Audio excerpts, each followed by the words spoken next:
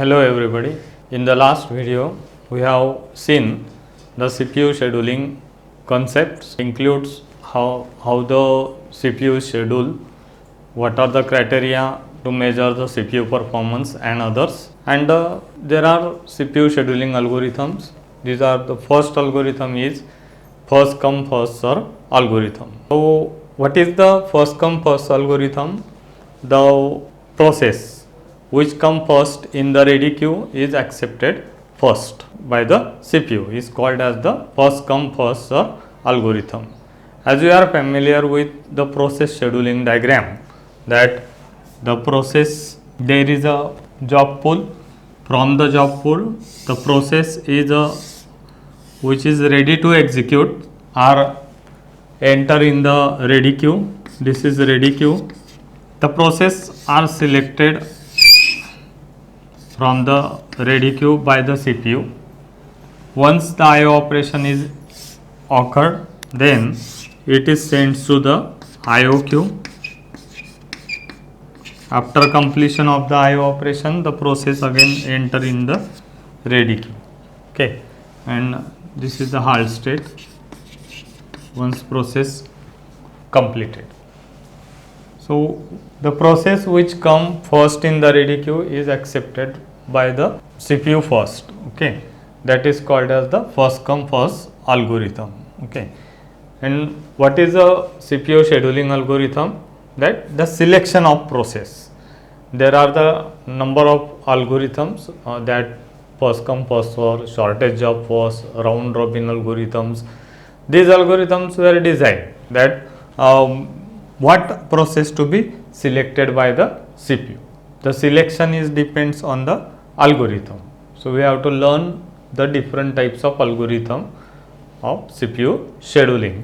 So first we have seen the algorithm, see the algorithm first come first serve algorithm. So let we have clear the concept that first come first serve algorithm means the process which come first in the ready queue, that is accepted first by the CPU. Let us take an example of CPU scheduling, process and burst time. Suppose there are four processes P1, P2, P3 and P4. Their burst times are 18, 2, 2 and 6. So we have to calculate average turnaround time and average waiting time using FCFS algorithm. Okay. So the turnaround time and waiting time means what?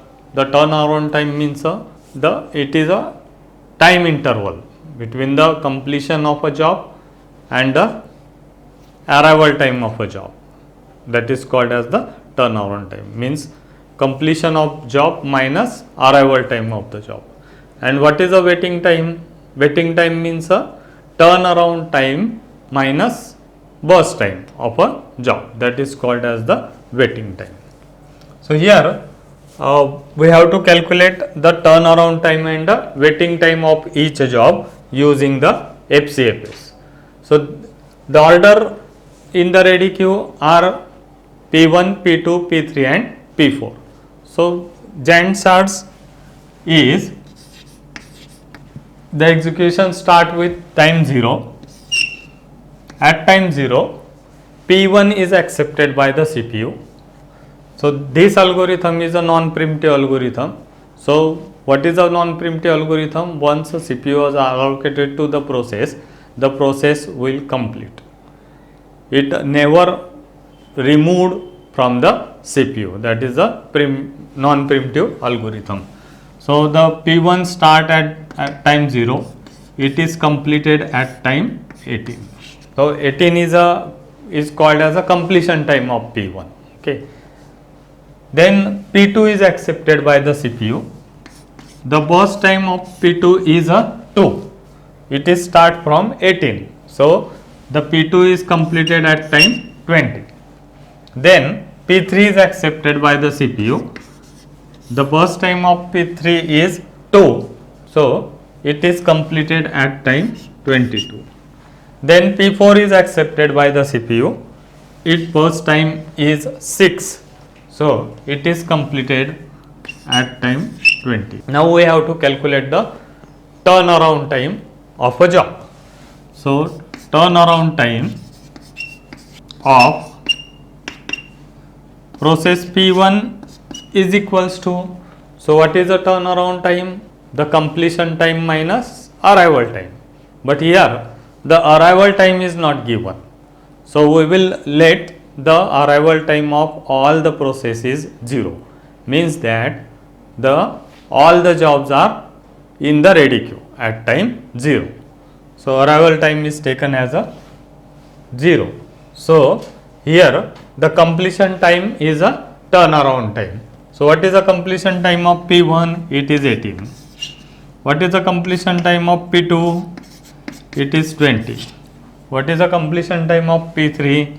It is 22. And P4 is a 28. How you calculate the average turnaround time? The average turnaround time is equals to the turnaround time of P1 plus P2 plus P3 plus P4 divided by 4.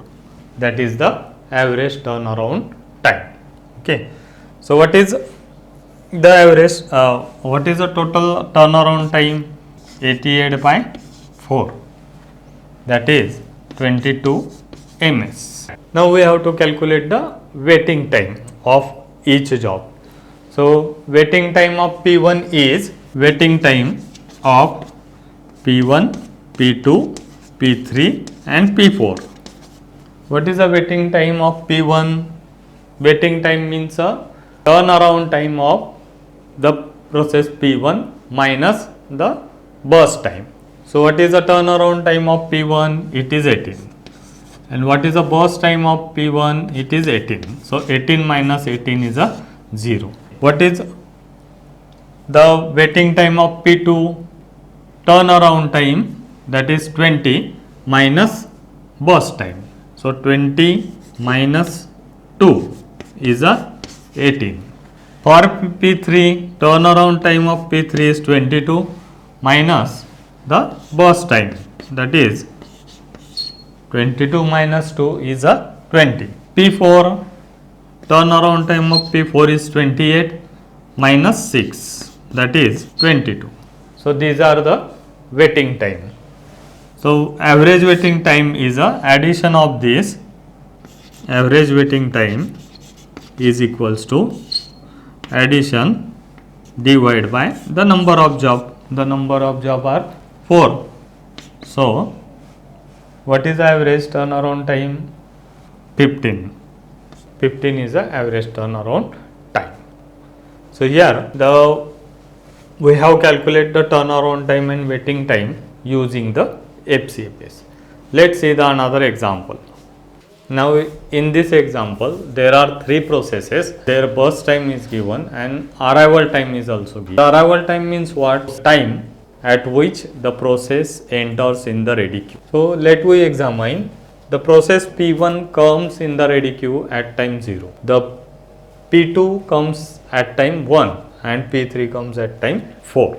That is the arrival time of this process. So we have to calculate the turnaround time and the waiting time of each job, and then we calculate the average turnaround time and the average waiting time. So Gantt chart for this according to FCFS is which process comes first in the ready queue, that is P1. So it is accepted first.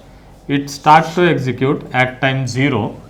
It is completed at time 12. Then the process P2 and P3 are also in the ready queue. So P2 get process and it is completed at time 18. Then P3 get process and it is completed at time 27. So to calculate the turnaround time of each process, turnaround time, how you calculate the turnaround time?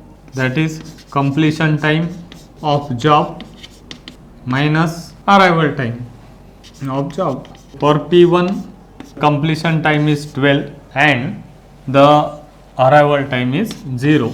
the turnaround time of P1 is a 12. For P2, it is completed at time 18 minus arrival time, that is 17. And for P3 completed at time 27, its arrival time is 4, so it is complete, the turnaround time is a 23. Average turnaround time is equals to the turnaround time of P1 plus P2 plus P3 divided by the number of process, that is 3. So 52 divided by 3 is 17.33 ms is the average turnaround time. So what is the waiting time? How you calculate the waiting time? That is turnaround time minus burst time is the waiting time of that process. So turnaround time of P1 is a 12 minus burst time is a 12. So waiting time is 0. Means that how many time the process waits in the ready queue, that is the waiting time. P2, turnaround time of P2 is 17 minus the burst time, that is 6 is equals to 11. P3, turnaround time is a 23 minus burst time is a 9. So 14 is the waiting time of P3. Average waiting time 0 plus 11 plus 14 divided by 3, that is 25 by divided by 3, what is 8.33 ms is the average waiting time. Let's see the next example. So in this example there are 5 processes, their arrival times are given, their burst times are given. So you have to calculate the turnaround time and average turnaround time and average waiting time using the FCFS algorithm. So we have to check in which order the process comes in the ready queue. So which process comes first in the ready queue, that is accepted first by the CPU. So at time 0, process P3 enters in the ready queue. As this process enters in the ready queue, it will get accepted by the CPU. So Gantt chart is at time 0, process P3 allocated to the CPU, it is completed at time 2. Then when the process P3 is completed, which process in the ready queue? As we observe the arrival time, there is no process in the ready queue. So at this situation, the CPU is in the idle state. The CPU wait for the process. Okay. So how many time it wait?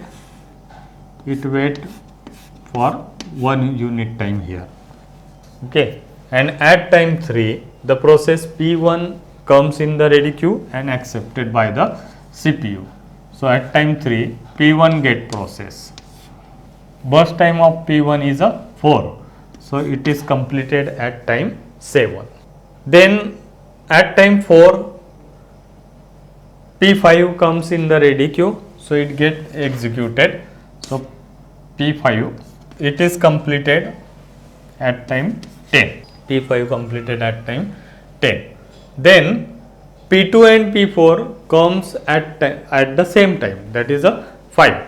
So the CPU get first P2 and then P4. So P2 get process in this situation.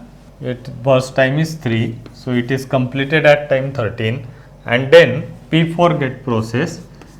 Its burst time is 1. So it is completed as time 40. Then we have to calculate the turnaround time of each job. So turnaround time is equals to, for P1, we know that the completion time minus arrival time. So 7 minus 3, 4 is a turnaround time for P1.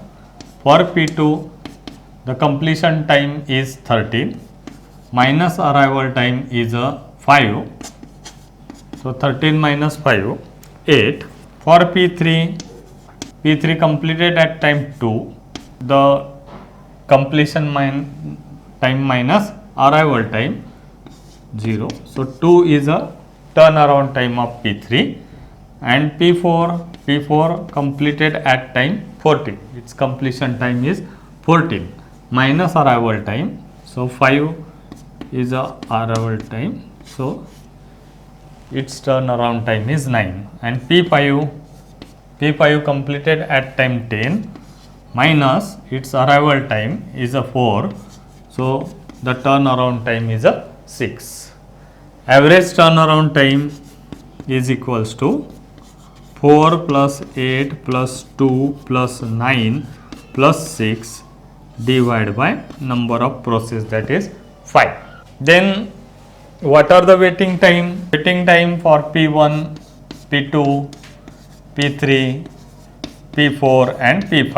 Waiting time, turnaround time minus burst time. Turnaround time for P1 is 4. Its burst time is 4. So waiting time is 0.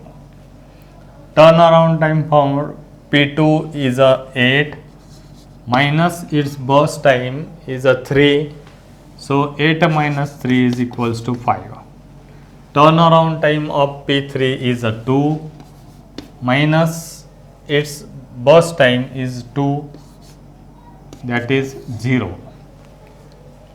Means that the process P3 arrival at time 0 and it get processed immediately. So its waiting time is 0. 0 is the waiting time. For P4 the turnaround time is 9 minus burst time 1, means 8. For P5 the turnaround time is 6 and its burst time is 3. So it wait in the ready queue for 3 unit of time. Average waiting time is calculated as 0 plus 5 plus 0 plus 8 plus 3 divided by 5 is the average waiting time. So in this way we have to calculate the turnaround time and waiting time using the FCFS algorithm. In the next video we will see the shortage of first algorithm.